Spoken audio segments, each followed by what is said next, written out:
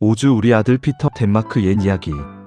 코펜하겐에 사는 늙은 농부 슈와닌케는 마을에서 가장 큰 목장을 가진 부자예요. 그런데 남부러울 것 없는 그에게도 한 가지 고민이 있었어요. 바로 아이가 없다는 것이었죠. 슈와닌켄 부부는 아이를 무척 좋아했거든요. 어느 날 목장에서 유달리 사랑스러운 송아지 한 마리가 태어났어요. 아이가 없어 항상 아쉬워하는 아내에게 슈와닌케는 말했어요. 저 송아지를 봐요. 정말 사랑스럽지 않소? 우리 저 아이를 피터라고 부릅시다. 그때부터 슈와닌켄 부부는 피터를 마치 자식처럼 생각하고 소중히 대했어요. 피터도 그들을 잘 따랐고요. 그런데 시간이 흐를수록 피터와 대화를 나눌 수 없다는 게 안타깝기만 했어요. 아무래도 우리 피터에게 말을 가르쳐야겠어. 혹시 방법을 아실지도 모르니 내일 토마손 집사에게 데려가 봅시다. 그게 좋겠네요. 슈와닌켄의 얘기에 아내도 기뻐했어요. 두 사람은 다음날 일찍 피터를 이끌고 토마손 집사네 집에 갔어요. 집사님, 우리 피터도 말을 배울 수 있을까요? 피터가 말을 하게 되면 사례는 두둑이 하겠습니다. 집사는 슈와닌켄의 말을 듣고 곰곰이 생각하더니 입을 열었어요. 쉽지 않겠지만 한번 해보겠습니다. 송아지가 참 똘똘하게 생겼군요. 고맙습니다. 정말 고맙습니다. 그런데 피터가 아무래도 송아지이다 보니 가르치려면 돈이 좀 들어갑니다. 이 정도면 될까요? 슈와닌케는 피터가 말을 하게 되리라는 기대에 부풀어 기꺼이 돈을 건넸어요. 그로부터 일주일이 흐른 뒤 슈와닌켄 부부는 피터가 어떻게 지내는지 너무 궁금해서 집사네 집으로 달려갔어요. 하지만 집사는 단호하게 말했어요. 피터가 두 분을 만나면 마음이 약해져서 다 그만두고 돌아가려 할지도 모릅니다. 피터는 아주 잘하고 있어요. 다만 피터를 가르치는 데 쓸 돈이 부족해서. 집사가 말끝을 흐리자 슈와닌케는 얼른 주머니에서 돈을 꺼내 집사의 손에 쥐어주었어요. 알겠습니다. 피터가 말을 할 수만 있다면 이런 시간쯤은 너끈히 견딜 수 있지요. 잘 부탁드립니다. 슈와닌켄 부부는 피터가 말을 할 때까지 다시는 보러 오지 않겠다고 다짐하며 집으로 돌아갔어요. 그런데 사실 토마손 집사는 처음부터 피터에게 말을 가르칠 생각이 없었어요. 그저 피터를 이용해 부부에게 돈을 타내려는 수작이었죠. 돈만 있지 아주 순진한 노인들이야. 그렇게 한 달이 지나고 두 달이 지났어요. 돈을 더 뜯어내야 하는데 슈와닌켄 부부가 나타나지 않자 집사는 피터를 내팽개치고는 아예 돌보지도 않았어요. 먹을 것은 물론이고 물조차 주지 않았죠. 피터는 더는 배고픔을 참지 못하고 집을 나가버렸어요. 몇 달 후 슈와닌켄 부부는 이제 피터와 대화를 나눌 수 있으리라는 기대에 차서 집사를 찾아갔어요. 그들과 마주한 집사는 몹시 당황했어요. 피터가 사라진 지 한참 됐으니까요. 하지만 이내 표정을 바꾸고 슬픈 듯이 말했어요. 아이고, 왜 이제야 오셨습니까? 피터가 사라졌어요. 이제 말도 할 줄 알게 됐는데 그걸 믿고 나가버린 건지. 네? 세상에, 말도 안 돼요. 피터가 우리를 두고 왜 집을 나가겠습니까? 예전부터 피터는 말을 배우면 장사를 하겠다고 했거든요. 제 짐작입니다만 장사를 하고 싶어서 떠난 게 아닐까요? 장사요? 아직 어린데 혼자 어떻게 장사를? 슈와닌켄 부부는 별말도 못하고 돌아설 수밖에 없었어요. 아들이 밥은 잘 먹는지 아프지는 않은지 걱정이 되어 몇 날 며칠 잠도 제대로 못 잤어요.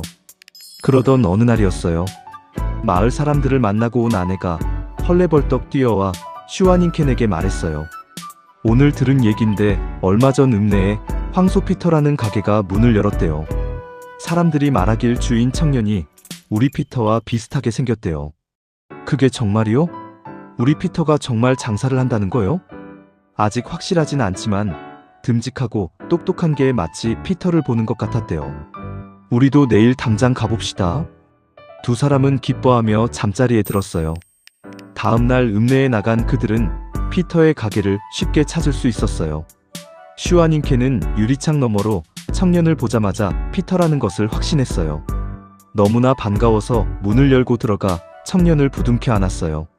내 아들아, 장사를 하고 싶었으면 우리에게 말하지 그랬니? 이렇게 혼자서 번듯하게 가게를 일궈내다니 정말 장하구나. 청년은 처음 보는 할아버지가 다짜고짜 끌어안고 쓰다듬는 통에 정신이 하나도 없었어요. 옆에서는 할머니가 조용히 눈물을 훔치고 있었지요. 나와 닮은 아들을 잃어버리셨나 보다. 얼마나 보고 싶었으면. 청년은 어찌할 바를 몰랐어요. 두 사람이 하도 반가워하며 눈물까지 글썽이니 안쓰러운 마음도 들었어요. 사실 청년은 이름만 피터일 뿐 고아였거든요. 그는 잠시 고민했어요. 어쩐지 이분들을 실망시키면 안 될 것 같아. 아들인 것처럼 행세하다가 집으로 보내드리는 게 좋겠어. 그래서 청년은 진짜 아들인 것처럼 말하기로 했어요. 그런데 어떻게 알고 찾아오셨어요? 그것보다 이제 집으로 돌아가야지. 우리와 함께 가자꾸나. 목장 일을 가르쳐 줄게. 슈아닌켄 부인이 다정한 목소리로 피터를 다독였어요. 제 일은 이 가게를 운영하는 거예요. 저는 가게를 지켜야 해요. 그래? 그럼 지금 제일 필요한 게 뭐니? 그야 돈이지요. 가게를 더 확장하려면요. 청년은 돈 얘기를 꺼내는 게 왠지 머쓱해서 우물쭈물하다가 간신히 대답했어요. 그러자 갑자기 슈아닌켄이 한 더미의 돈을 탁자 위에 툭 내려놓았어요. 한치의 망설임도 없었지요. 청년은 슈아닌켄을 한참 동안 바라보았어요. 자기 아들이 맞는지 자세히 확인하지도 않고 돈을 내어놓는 아버지의 마음에 코끝이 찡했거든요. 그런 사랑을 받는 피터라는 아들이 부럽기도 했어요. 하지만 이 돈은 받을 수 없어. 내 아버지가 아니시니. 청년은 무리한 부탁을 하면 두 사람이 자기를 두고 목장으로 돌아가리라 생각하고는 일부러 당당하게 말했어요. 아버지, 그러지 마시고 아예 농장을 팔아 그 돈으로 장사를 하면 어떨까요? 그런데 예상 밖의 대답이 돌아왔어요. 오, 아버지라니. 내 평생 처음 듣는 말이야. 우리 아들이 원한다면 무엇이든 하고 말고. 슈아닌켄은 감동한 듯 눈물을 글썽이며 말했어요. 그 말을 듣고 있던 청년 피터의 마음도 덩달아 뭉클해졌어요. 피터도 태어나서 한 번도 우리 아들이란 말을 들어본 적이 없었으니까요. 누군가 이토록 따뜻하게 자기를 믿고 아껴준 적이 없었으니까요. 피터의 눈시울이 붉어졌어요. 이분들에게 아들이 되어드리면 어떨까? 얼마 후 슈아닌켄 부부는 정말로 큰 농장을 다 정리하고 피터에게 달려왔어요. 피터야, 이제 우리는 가족이야. 네. 아버지, 어머니. 너와 얼굴을 마주하고 대화할 수 있다니 정말 꿈만 같구나. 세 사람은 서로를 바라보며 환하게 웃었어요. 이제 피터는 슈아닌켄 부부와 함께 열심히 일하며 훌륭한 상인으로 성장해 갈 거예요. 덴마크 옛 이야기. 엄마 아빠는 앞으로 너와 함께할 날들을 상상하면서 행복해졌어. 새로운 꿈도 이만큼 생겼단다.